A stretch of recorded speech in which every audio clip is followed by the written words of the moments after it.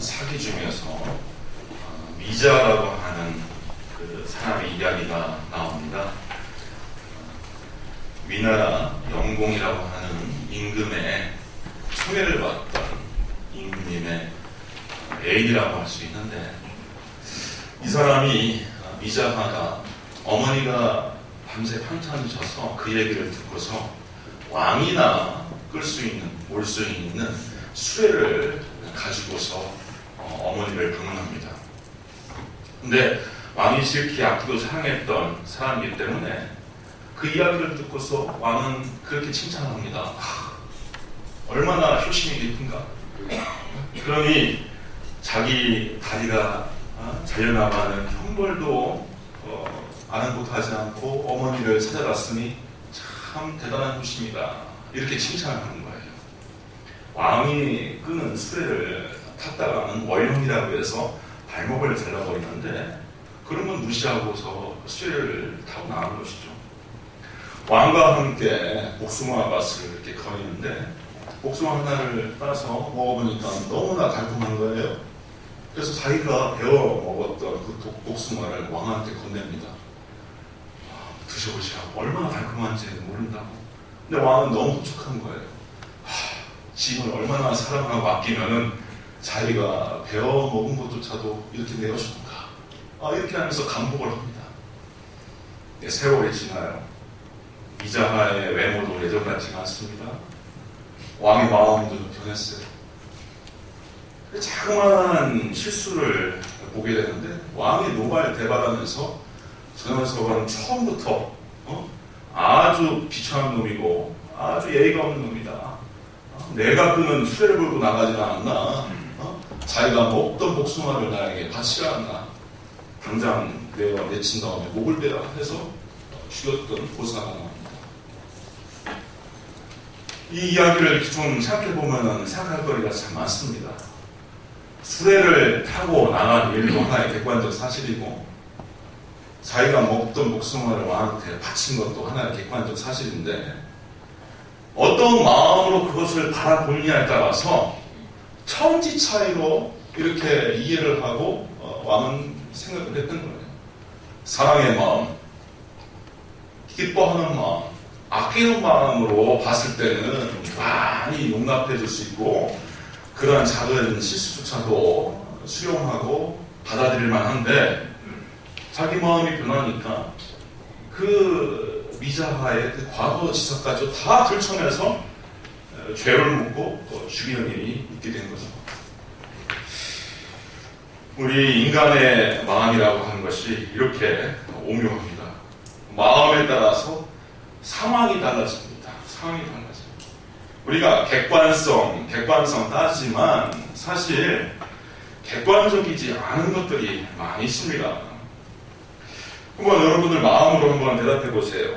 내 집 세탁기가 도는 소리로 잠을 잘 수는 있어도 윗집 세탁기 도는 소리로 잠 못 잡니다. 그렇죠. 못 자요. 저도 아파트로 이사 온 다음에 가끔 느끼는 그 좀 애로인데요.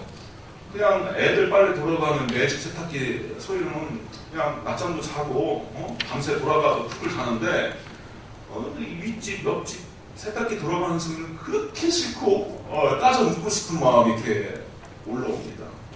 참 그럴 때마다 섬찟섬찟 놀라. 이 마음이라는 게 도대체 무엇인가.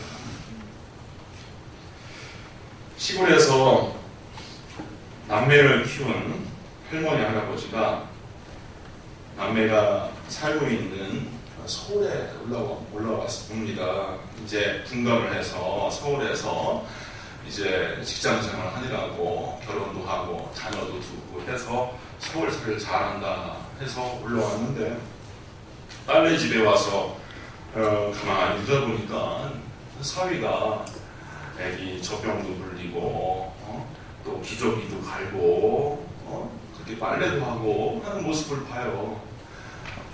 그냥 어머니가 친정어머니 얼마나 행복한지 몰라요. 우리 딸내미 참 잘 보겠다 이렇게 좋아해. 다음날 이제 아들 집을 갑니다. 아들 집에 가서 띵동 해서 문을 딱 여니까 아들이 애기 젖병 물리고 있어요. 초췌한 모습으로. 그러니까 그러니까 이 어머니가 영감 그냥 시골 내려갑시다 하고서 내려와 버렸다는 얘기가 있어요. 그러니까 사위는 그렇게 해도 되고 내 아들은 그렇게 해도 안 된다, 이런 생각이 드는 거죠. 이러한 마음을 두고서 한 수필가는 자신의 수필에 이런 걸 썼습니다. 인간의 마음이란 미묘하기 짝이 없다. 너그러울 때는 온 세상을 다 받아들이다가 한번 옹졸해지면 바늘 하나 꽃을 넣어줄 터 없다. 그런 마음을 돌이키기란 쉬운 일이 아니다. 그래서 마음에 따르지 말고 마음의 주인이 되라고 옛사람은 말한 것이다. 이뿐만 아닙니다. 여러분, 마음은 내 가정을 변하고 내 일터를 변화시키고 이 세계를 변화시킬 수 있는 힘과 능력이 있어요. 여러분들 명산 대천을 찾아가보면 꼭 절이 있습니다. 그 절 아래는 기념품 가게가 있는데 기념품 가게를 주인이 보면은 이렇게 서각이 많이 있죠. 불경을 이렇게 기록한 서각. 그 중에서 제일 많은 글귀가 뭐냐면은 일체유심조라고 하는 말이에요. 일체유심조. 예전에 절밥회나 드셨던 분들은 아마 일체유심조라고 하는 말을 잘 아실 거예요. 이건 이제 화엄경이라고 하는 경전에 나온 건데 불교의 그 가르침의 요체입니다. 이게 무슨 뜻이냐면 모든 일들이, 모든 세상 일들, 모든 만물이 인간의 마음이 지어낸 바다, 이런 뜻이에요. 그러니까 아까 얘기했던 객관적 상황을 내가 마음에 따라서 어떻게 받아들이냐, 이 문제 정도가 아니라 마음, 인간의 마음이 세상을 만들어버린다라고 하는 이야기까지도 해석이 가능해요. 근데 이 말을 가만히 생각해보면 성경의 가르침과 그렇게 동떨어졌을까, 이런 생각을 제가 해보는데 그 이야기에 하나님에 대한 믿음만 더하면은 기독교 쪽으로 완성이 됩니다. 크게 다른 얘기를 하는 게 아니에요. 히브리서 11장 1절에 보면은 믿음은 바라는 것들의 실상이요 보이지 않는 것들의 증거니 선진들이 이로써 증거를 얻으느니라 했어요. 그러니까 믿는 바가 이 세계의 실상이 되고요, 보이지 않는 것들의 에비던스, 증거가 될 수 있게 만든다는 거죠. 참 이 말씀도 묵상하면 묵상할수록 아주 오묘하고 정말 소름 끼칠 만큼 우리에게 큰 도전을 주고 있는데, 그래서 우리가 어떤 믿음을 갖고 있느냐에 따라서 내 삶의 질이 달라진다. 내 믿음의 수준과 내 믿음의 질에 따라서 내 삶의 운명이 달라진다라고 하는 것을 우리가 알아야 됩니다. 예수께서 그래서 이렇게 가르치셨어요. 내가 진실로 너희에게 이르노니 누구든지 이 산더러 들려 바다에 던지라 하며 그 말하는 것이 이루어질 줄 믿고 마음에 의심하지 아니하면 그대로 되리라. 믿음이 네 삶을 만든다. 믿음이 너의 인생을 지배한다. 이런 이야기가 됩니다. 오늘 함께 읽은 본문은 마음이 생명의 원천이라고 했어요. 생명의 원천. 사는 길로 가느냐 마는 길로 가느냐 하는 것이 마음에 달려있다라고 잠언의 기자는 그렇게 기록하고 있습니다. 망할 생각을 하고 망할 길을 택하는 것이 마음이에요. 또 살 수 있는 길을 생각하고 살 수 있는 길로 나아가는 것이 마음입니다. 창세기 3장에 나오는 신라원 사건을 우리가 생각해봅시다. 하나님께서 그 먹으면 망한다, 멸망한다, 죽는다라고 분명히 경고를 하였음에도 불구하고 인간은 살 수 있는 길을 택한 게 아니라 망할 길을 택했어요. 그걸 따먹었다 이거죠. 그러고서 낙원을 이루었습니다. 요즘 젊은 사람들이요, 소위 익스트림 스포츠라고 하는 것에 열광합니다. 익스트림 스포츠가 뭐냐면은 너무 위험천만한 것들을 즐기면서 일단 쾌감을 느끼는 스포츠예요. 뭐 그냥 낙하산 메고서 높은 곳에서 뛰어내리는 정도 아닙니다. 플라잉 수트라고 해서요. 날다람쥐 같은 그 수트를 입고서 그냥 절벽에 떨어져요. 그러다가 때때로 절벽에 머리를 붙여서 죽는 일도 비일비재한데 그런 거를 막 즐깁니다. 그리고 스카이워커라고 해서요. 그 경비원들 몰래 마천루 높은 데로 갑니다. 그리고 공사 중인 빌딩에 올라가요. 몰래 올라가서 거기서 그 팔짝팔짝 뛰어다니고요. 거기에서 매달려 있기도 하고 또 거기서 셀카봉을 들어서 자기 셀카를 찍고서 SNS에다 올리면서 자랑을 하는 거예요. 요즘 젊은이들이. 근데 우연치 않게 제가 영상을 보다가 그렇게 하다가 죽는 모습들을 제가 이렇게 봤어요. 오픈 빌딩에 가서 물구나무를 설계하다가 그대로 투석하다가 뚝 떨어져 죽더라고요. 야, 여러분들 자녀가 있으면 딴 건 다 해도 되는데 그건 하지 말라고 신신당부하십시오. 왜 그렇게 죽을 길을 찾아서 그렇게 죽는 일을 왜 당하는 겁니까? 그거 말고도 재미난 취미들도 많이 있고요. 예? 그리고 고매하고 또 안정적이고 교양을 위해서 기여할 만한 좋은 취미가 참 많습니다. 왜 구태여 그런 죽을 길을 찾아서 왜 죽느냐 이거죠.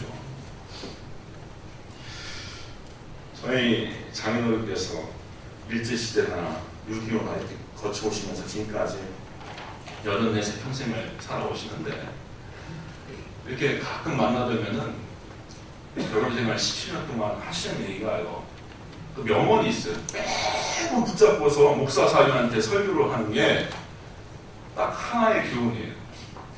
제 생각이 제 팔자다. 이 말씀을 매번 하세요.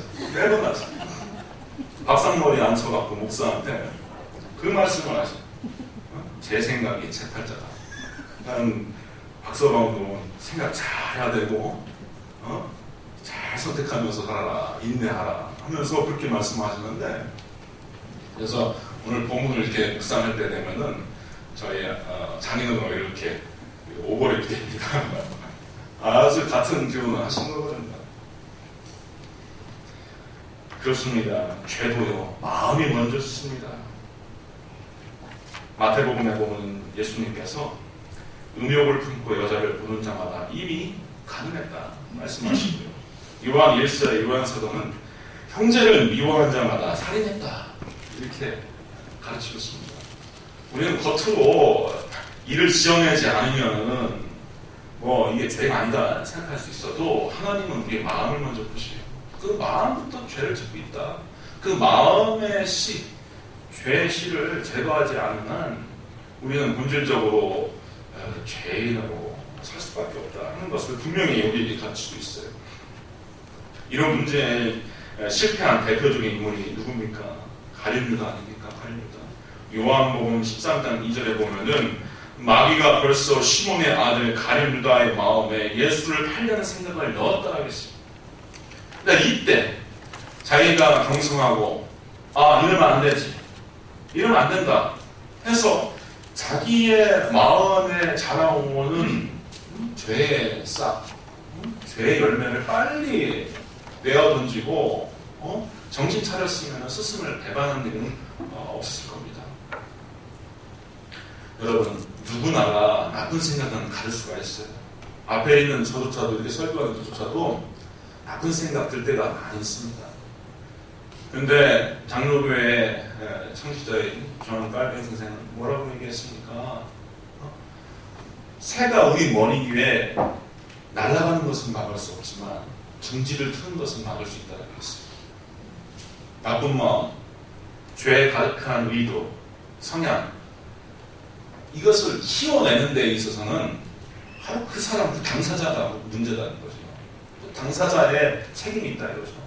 문득문득 드는 그 나쁜 생각들, 미움, 질투, 시기심, 음란, 이것은 어쩔 수가 없어요. 그렇지만 지나가고 유산시킬 수 있도록 하면은 우리가 승리하는 거지만 그걸 자꾸 키우는데 문제가 있는 것입니다. 사는 것도 낳는 것도 복받는 것도 또 치유되는 것도 마음 상태에 달려 있습니다. 사도행전 14장에 보면은 사도 바울의 삶 가운데 일어난 일화가 있습니다.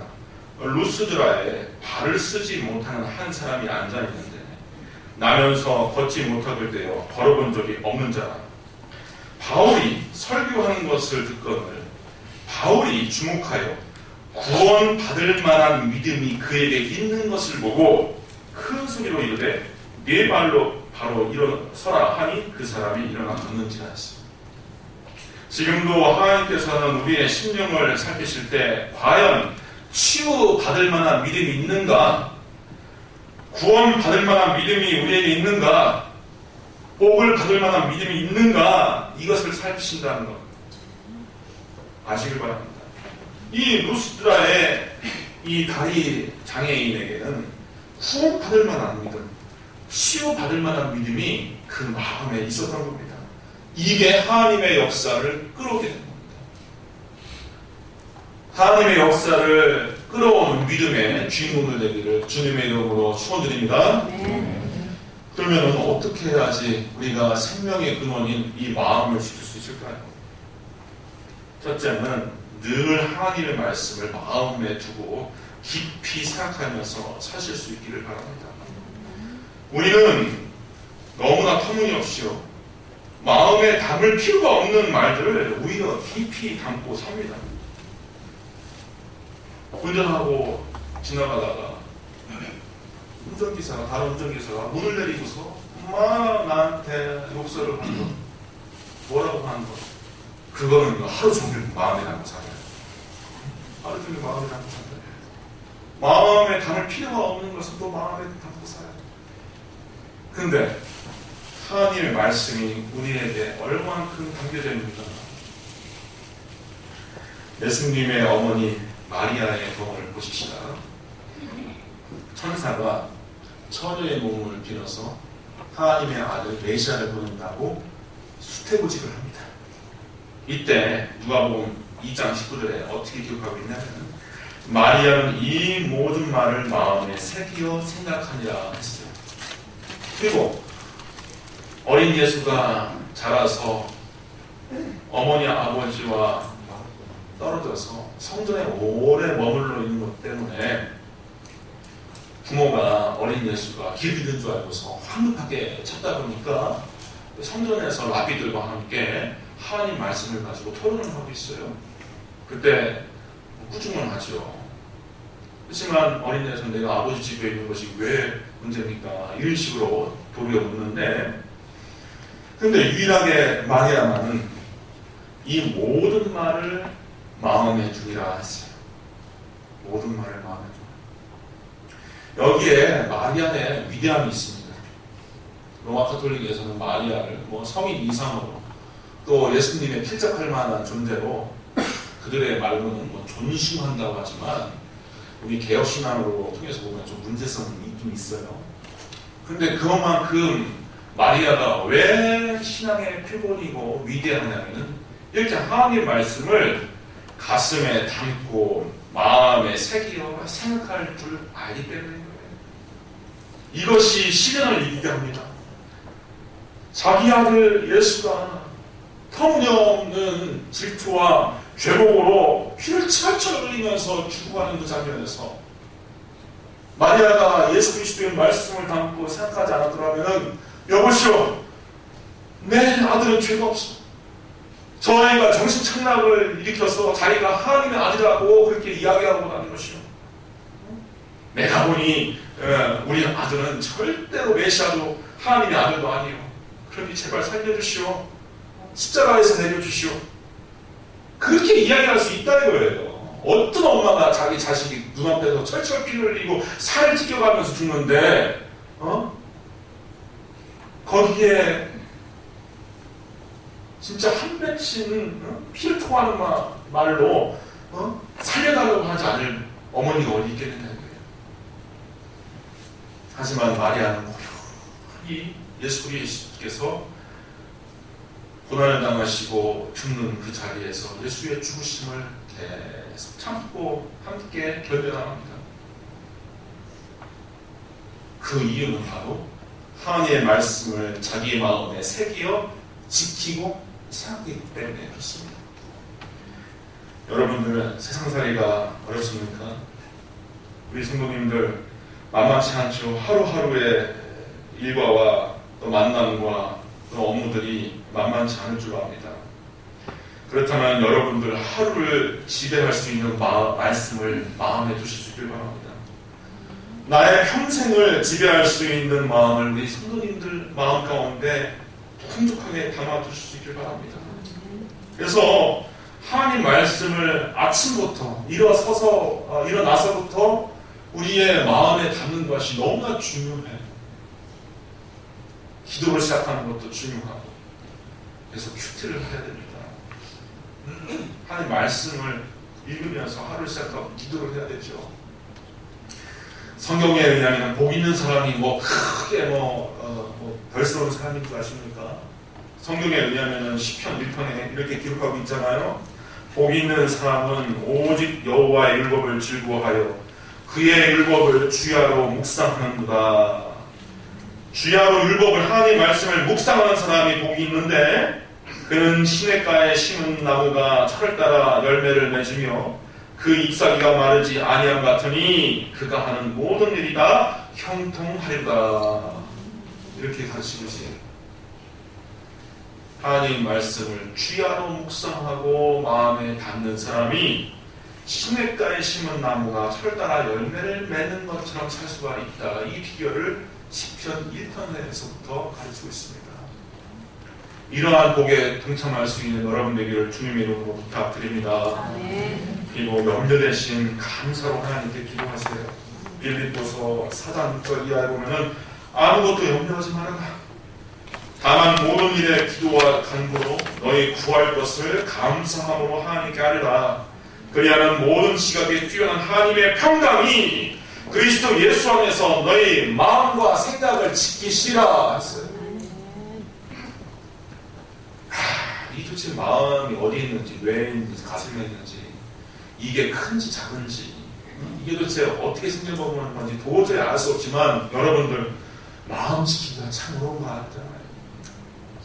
남을 향한 분노, 시기심, 억누르고 싶은데 안 돼요. 미래에 대한 불안, 불만, 이거 내가 좀 해소를 하고 싶은데 도대체 불안이 떨쳐지지가 않아요. 염려, 걱정, 근심, 나에게 찾아온 생애의 깊은 절망과 아픔, 이거를 싹 진공 청소기처럼 빨아들여서 버리고 싶은데 되지가 않는다. 성경은 아주 간단한 해답을 제시하고 있어요. 기도와 간구해라. 여러분들 기도할 때 마음에 근심과 불안이 있으면요, 그렇게 기도하는 거예요. 내 근심과 기도가 떨어질 때까지, 근심과 기도가 없어질 때까지 기도하고 일어나야 됩니다. 그 자리에서. 아시겠습니까? 그게 기도의 방법이에요. 기도하다 보면 근심이 오면 떨어집니다. 떨어져요. 평안이 올 때까지 기도해야 돼요. 근데 기도도 어떻게 기도하라고 하냐면 감사로 기도하라고 했어요. 그러니까 내가 지금 당면하고 있는 이 사태가 힘들고 머리 아프고 절망적이고 정말 너무나 어려워도 이 안에 하나님의 뜻이 있겠지, 하나님의 섭리가 있겠지 하면서 내 상황과 처지를 수용하는 거예요. 감사는 그래서요, 내 삶에 대한 긍정입니다. 우리 모든 성도님들은 최고 승리의 그날까지 과정 중에 있어요. 과정 중에. 그래서 세상에서도 흔히 하는 얘기가 우리의 삶은, 인간의 삶은 관뚜껑 덮을 때까지 모른다고 하는 얘기가 있지 않습니까? 몰라요. 참 우리 정치 현장을 한번 보세요. 부중 궁궐에 있는 사람이 감옥에 가는 경우도 있어요. 우리가 큰 걸 바라봅니다. 참 알 수가 없어요. 도대체 인간의 운명이라고 하는 게, 삶이라고 하는 것이 어떻게 전개되는지 참 알 수가 없습니다. 그런데 크리스찬들은 하나님의 자녀에게 있어서는요, 우리가 찬송가 가사도 우리가 알지만 최후 승리가 보장되어 있어요. 최후 승리가. 부활하고 하나님의 그 영원한 영생과 복락에 참여할 최후 승리가 보장되어 있는 운명은 하나님의 자녀밖에 없습니다. 그렇기 때문에 우리가 이 살아가는 모든 과정은 과정 속에 있는 것이고, 예? 이것이 어떻게 하든 아름다운 귀결로 찬란한 승리로 간다라고 하는 것을 우리가 안다면은 내 삶을 그렇게 부정적으로 바라볼 필요가 없는. 시험에 떨어져도 하나님의 섭리가 있겠지. 딸을 낳았는데 못생긴 딸을 낳았어요. 하나님의 깊은 뜻이 있겠지. 직장 상사가 막 협박을 해요. 하나님이 책임지시겠지. 이렇게 하면서 인생길을 나가는 거예요. 우리 예수님의 인생관은 얼마나 재밌습니까? 내일 염려, 내일 한다. 너는 한날 근심 염려는 그날에 속하니라. 그렇게 미래에 대해서 불안해하지 말라. 예수님께서 분명히 말씀하셨습니다. 하나님의 현존 그리고 내 삶에 대한 인도를 인정하십시오. 그러면 평안입니다. 세상 사람과 달리 예수 믿는 사람들은 예수님께서 주시는 보장하는 이 평화로 세상을 이기는 겁니다. 요한복음 14장 27절에 보면은 예수님께서 말씀하셨어요. 평안을 너희에게 끼치노니 곧 나의 평안, 예수 안에 있는 평안을 너희에게 준다. 그리고 내가 너희에게 주는 그 평안은 세상이 주는 것 같지 않다. 그러니 너희는 마음에 근심하지도 말고 두려워하지도 말라 했어요. 시편 42편에 보면은 시편 기자가 놀라운 고백을 합니다. 내 영혼아 네가 어찌하여 낙심하며 어찌하여 내 속에서 불안해하는가. 너는 하나님께 소망을 둬라. 그가 나타나 도심으로 말미암아 내가 여전히 찬송하리로다. 하나님께 소망을 주실 수 있길 바랍니다. 마지막으로 예수님의 마음을 품을 수 있길 바라요. 그 마음은요, 낮아지고 비우는 마음입니다. 낮아지고 비우는 마음, 높아지려고 하고 자고하려고 하는 마음이 아니라 오늘날 현대인들의 불행의 원인이 뭡니까? 높아지고 채우려고 하는 데서 찾을 수가 있어요. 너무 행복하려고 하는 강박증, 너무 가지려고 하는 강박증 때문에 사람들이 오히려 불행합니다. 드라마나 CF 광고를 보면 너무나 완전한 가정이야기, 너무나 갖추고 사는 사람들의 모습이 나타나요. 젊은 사람들이 착각합니다. 그만큼 갖추고 누리고 살아야지 행복할 줄 알고서 살아가요. 이 젊으신 분들, 미혼 분들도 있는데 그런 강박증에서부터 벗어나야 됩니다. 너무 행복하려고 그렇게 하려고 생각하지 마세요. 이 마음 자체가 불행을 가져옵니다. 이겨야 돼. 승리해야 돼. 승진해야 돼. 가져야 돼. 사야 돼. 저 아파트 내가 해야 돼. 이렇게. 모자람이 있을 때 그 모자람의 여백에 하나님의 성령의 역동적인 감사가 채워져요. 좀 더 있고 덜 갖고 덜 누려도 얼마든지 행복할 수 있다 생각하면서 그런 가치관을 갖고 있는 사람 만날 수 있길 바라요. 그래. 저는 교육자로서 이 노후 보장도 하나도 안 돼 있고요. 도대체 어떻게 살아야 할지 보면은 너무 무책임한 거예요. 뭐 요즘 뭐 다들 뭐 셀러리는 스쳐가는 하지만, 뭐 진짜 그렇게 살아요. 근데 저는 마음에 근심은 없습니다. 하나님 책임져 주셔왔고 책임져 주시고 앞으로도 책임져 주실 거라고 믿을 수 있잖아요.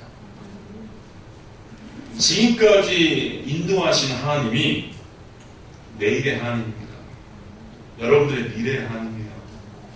여기까지 인도하신 하나님이 우리 성도님들의 미래를 또 움켜쥐고 주관하신 하나님이시다. 여기까지 승리하게끔 하신 하나님이 미래도 승리케 하시는 겁니다. 공건 시대에 일본을 통일한 도쿠가와 이에스라고 하는 사람이 남긴 명언이 참 의미심장합니다. 왜 오다 노부나가 그리고 또 도요토미 히데요시 이런 장수들이 이 전국시대에 일본을 놓고서 쟁투를 했잖아요. 누가 통일을 시키고 천하를 가질 것인가. 근데 이제 결국 승리자는 이 도쿠가와 이에야스예요. 이제 이 유명한 그 말이 있죠. 두견세에 대한 기와 두견세가 울지 않으면 어떻게 할 것인가? 오다 노부나 칼로 베어버린다. 도쿠가와 이에야스는 울도록 만든다. 아니 도요토미 히데요시는 울도록 만든다. 근데 이 천하를 통일한 도쿠가와 이에야스는 울 때까지 기다린다. 울 때까지 기다린다. 이 세 가지의 이 세 명장이 갖고 있는 이 가치관에 따라서 결국 결과가 달라졌어요. 기다리겠다 했던 사람에게 천하가 넘어왔습니다. 근데 이 사람이 이런 유언을 남겼어요. 서두르지 마라. 무슨 일이든 내 마음대로 되는 것이 아니라고 하는 것을 알면, 세상사가 내 마음대로 되는 것이 아니라고 하는 것을 알면 굳이 세상 일에 불만을 가질 일이 없다. 난 애초에 세상 일은 내 마음대로 안 된다라고 하는 것을 전제를 하라 이거예요. 그리고 마음에 욕심이 생기거든 어려웠을 지난날을 생각하라. 인내는 탈 없이 오래 버티게 해준다. 참아라. 그리고 노하지 말라. 네 마음에 있는 분노는 분노야말로 적이다. 그리고 성공만 알고 실패를 모르면 자신에게 해롭다. 자신의 분수를 알아야 된다. 풀잎의 이슬도 무거우면 떨어지는 법이다. 행복은요, 내가 누릴 수 있는 것을 다 누릴 때보다 확실히 덜 누릴 때입니다. 덜 누릴 때보다 소유도 권세도 그거 어떤 것 같아요. 그래서 사도 바울은 참된 크리스찬은 스스로 비우고 스스로 낮아지고 하나님께 순종하는 마음이 있어야 된다고 가르친 겁니다. 빌립보서 2장 5절 이하에 보면은 너희 안에 이 마음을 품어라. 어떤 마음? 예수님의 마음이다. 어떤 마음이냐? 예수님은 근본적으로 하나님의 본체시지만 하나님같이 동등됨을 취할 것으로 여기지 아니하고 자기를 비워 종의 형체를 가지사 사람들과 같이 되었고 겸비했다 이거죠. 낮아졌다 이거죠.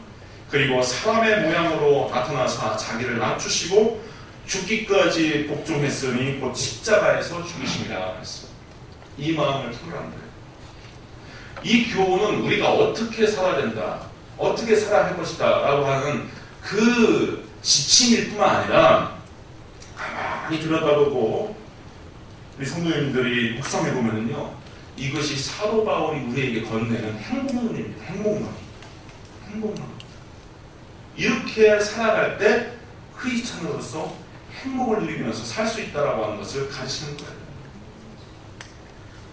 스스로 낮아지고 비우고 욕심내지 아니하고 덜 갖고 덜 부리고 덜 소유하려고 그 마음을 그렇게 가질 때 그 마음을 사용하셔서 하나님께서 뜻을 이루시고 여러분에게 평강과 위로와 능력을 공급하신다는 것을 아시고 우리 성도님들의 모든 마음 가운데 이런 하나님의 불변하는 평화가 가득하시기를 주님의 이름으로 축복드립니다. 아멘. 기도하겠습니다. 아버지 하나님, 이 시간에 우리의 눌린 마음, 요동하는 마음, 어지럽고 상하고 불안한 마음을 어떻게 지켜야 할지 말씀을 통하여서 지켜봅니다. 아버지 하나님, 우리의 염려와 근심, 절망, 불안, 초조, 슬픔, 이 모든 것을 맡아주시고 예수님의 안에 있는 참된 행복과 위로와 만족과 기쁨이 우리 심령 가운데 차고 넘치도록 역사하여 주옵소서. 오늘 함께 상고한 말씀을 통하여 그렇게 살아가도록 성령 하나님께서 우리의 삶을 진행시켜 주시옵소서. 예수님의 이름으로 기도하옵나이다. 아멘.